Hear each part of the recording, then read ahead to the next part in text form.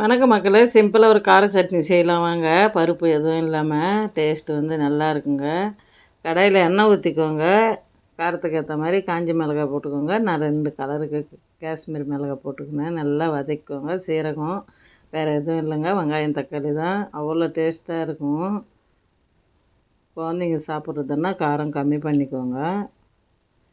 அது ஒரு ஜாரில் போட்டு ஆற விட்டுர்லாங்க. அது ஒரு பக்கம் ஆறட்டும். வெங்காயம் போட்டுக்கோங்க. 2 வெங்காயம் 4 தக்காளி போட்டுக்கினேன் நான். நல்லா வதங்கட்டும் வெங்காயம்.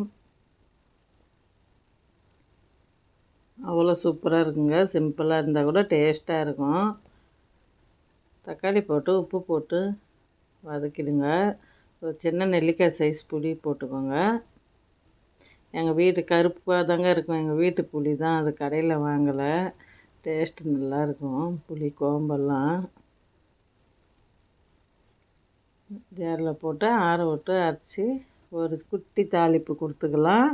அவ்வளோ டேஸ்ட்டாக இருக்குங்க. கடுகு உளுத்தம்பருப்பு கருவேப்பிலை போட்டு இட்லி தோசைக்கு எல்லாத்துக்குமே சூப்பராக இருக்கும். ஆனால் சிம்பிளாக இருக்கும். பருப்பு போட்டு செய்கிறது அதோட இது டேஸ்ட்டாக இருக்கும்.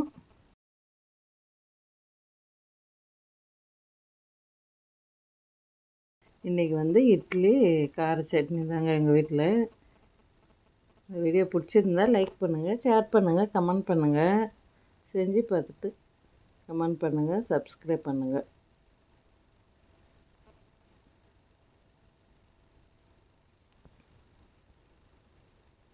சூப்பரான இட்லி கார சட்னி ரெடி.